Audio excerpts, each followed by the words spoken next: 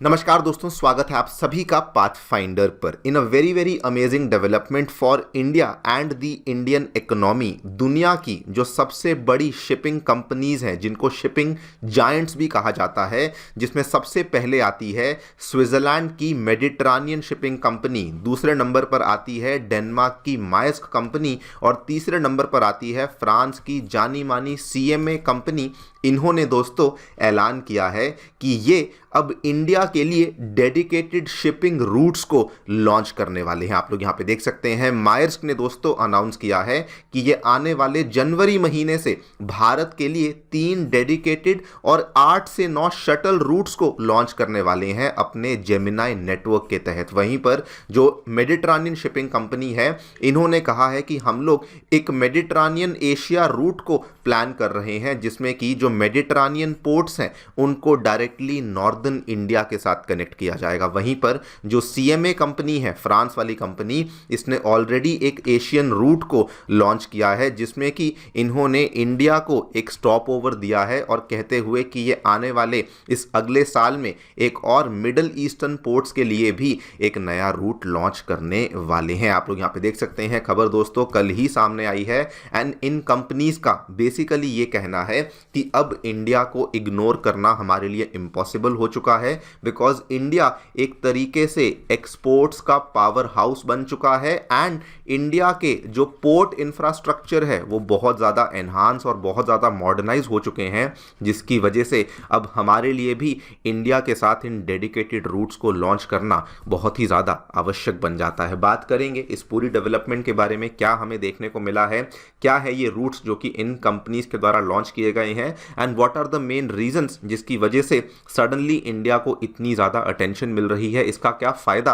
भारत को होगा, इसके बारे में चर्चा भी करी जाएगी। आइए शुरू करते हैं मेरे साथ। मेरा नाम है अनिरुद्ध। यदि आप लोग हमें फॉलो करना चाहते हैं, हमारे लेक्चर्स के अपडेट्स को प्राप्त करना चाहते हैं, तो यहाँ पर दिए गए टेलीग्राम चैनल्स के माध्यम से ऐसा कर सकते हैं। दोस्तों आगे बढ़ने से पहले बताना चाहूँगा कि अनअकैडमी के जो ऑफलाइन सेंटर्स हैं वो नई दिल्ली के करोल बाग, नई दिल्ली के मुखर्जी नगर, उत्तर प्रदेश के प्रयागराज और बिहार की राजधानी पटना में आ चुके हैं, जहाँ पर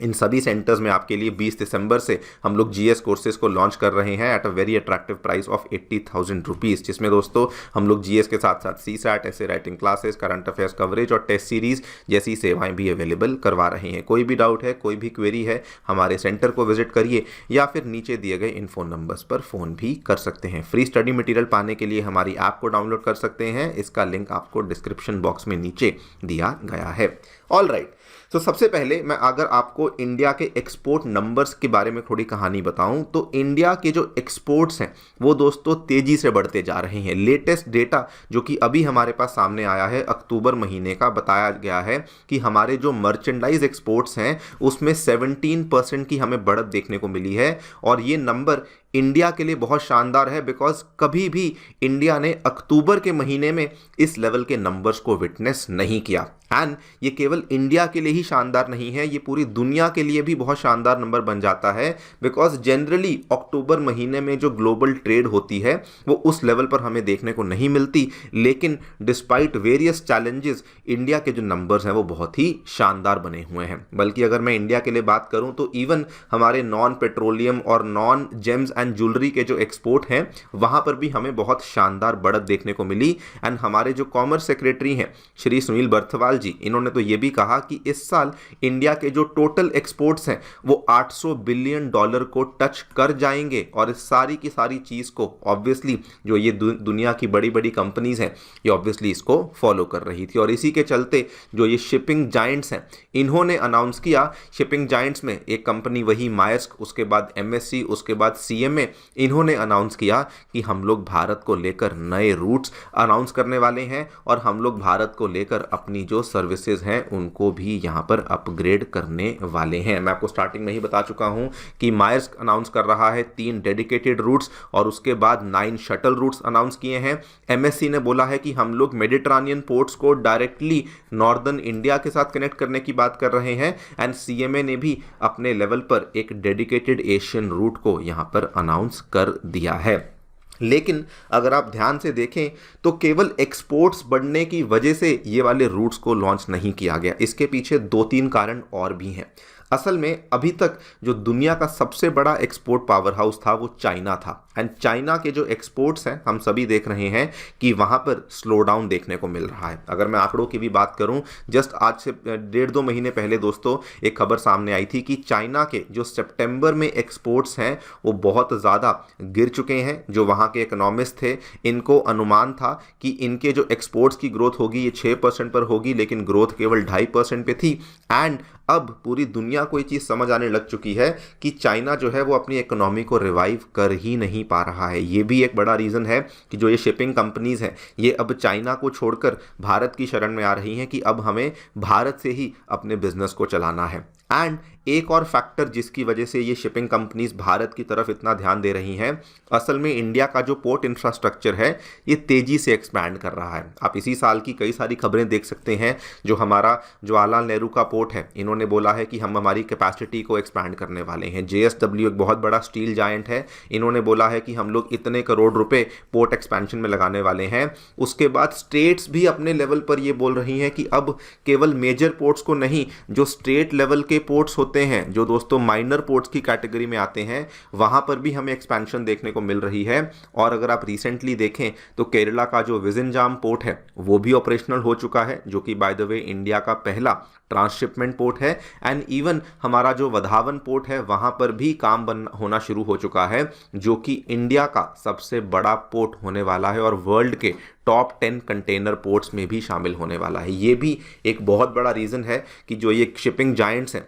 ये अब इंडिया की तरफ आ रहे हैं, बिकॉज हमारा जो पोर्ट इंफ्रास्ट्रक्चर है वो बहुत तेज़ी से मजबूत और बहुत तेज़ी से एक्सपैंड भी कर रहा है। नाउ क्वेश्चन ये आता है कि जो ये डेडिकेटेड लाइंस ये लोग यहाँ पे लाने वाले हैं, इससे फ़ायदा क्या होगा। तो देखिए, ये कंपनीज खुद ही इन्होंने अपने एक डॉक्यूमेंट को रिलीज़ किया। उन्होंने कहा, मायर्स्क ने इस बात को कहा कि जो हम लोग ये डेडिकेटेड शिपिंग लाइन लेकर आएंगे, इससे सबसे पहले तो ट्रांजिट टाइम कम हो जाएगा easily by up to 3 days. उसके बाद जो ये नए रूट्स आएंगे, इससे 4 to 5% कैपेसिटी एनुअली इंक्रीज होने वाली है। बल्कि इन्होंने इसमें बताया भी है डिटेल में कि अगर आप ध्यान से देखें तो जो ये कांडला पोर्ट है, मुंबई पोर्ट है, उसके बाद यहाँ पे चेन्नई के पास में जो एन्नोर पोर्ट है, इन सभी पोर्ट्स को ये डायरेक्टली दोस्तों कनेक्ट कर देंगे with the major ports of Europe, जैसे कि रॉटरडैम, जैसे कि हैम्बर्ग हुआ। अब डायरेक्टली कनेक्ट करने का मतलब क्या है, यानी कि इन पोर्ट से और इन पोर्ट्स तक जाने के लिए बीच में आपका जो जहाज है वो कहीं पर रुकेगा नहीं,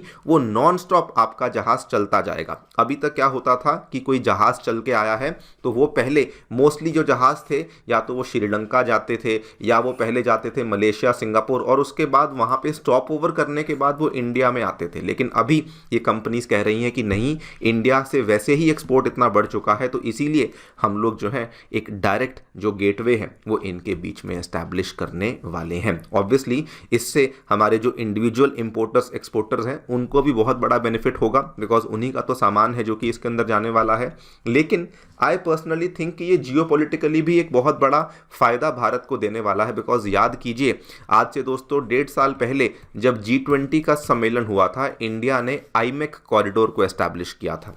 एंड अगर ये जो डेडिकेटेड लाइंस यहाँ पे बनती हैं तो उस केस में हमारा जो ये आईमेक कॉरिडोर है, जिसके माध्यम से हम लोग BRI को टक्कर देने की कोशिश कर रहे हैं, वो भी काफ़ी ज़्यादा मजबूत यहाँ पर होता हुआ हमें दिख सकता है। बाकी देखते हैं क्या होता है। वैसे आपको बता दूं कि इंडिया ने दोस्तों रिसेंटली ये भी अनाउंस कर दिया है कि वो भी अब ग्लोबल कंटेनर शिपिंग बिजनेस में एंट्री लेने वाले हैं। खबर जस्ट आज से कुछ ही दिन पहले सामने आई थी और यहाँ पर भी इंडिया ने अपने इतिहास में पहली बार ये अनाउंस किया है कि जैसे जो बड़ी बड़ी कंपनियां हैं ना, MSC हुई, मायर्स्क हुई या फिर CMA कंपनी हुई, उन्हीं की तरह हम भी अब ग्लोबल कंटेनर शिपिंग बिजनेस में उतरेंगे और हम भी अपने जो ग्लोबल कंटेनर शिपिंग है उसको यहाँ पे शुरू करने वाले हैं, जिसके लिए उन्होंने हमारी जानी मानी PSU कंपनी कॉनकॉर को भी शॉर्टलिस्ट किया हुआ है। देखते हैं क्या होता है। आप लोग क्या सोचते हैं हमें जरूर बताएं कॉमेंट सेक्शन में। Thank you so much for listening. Stay tuned and stay safe.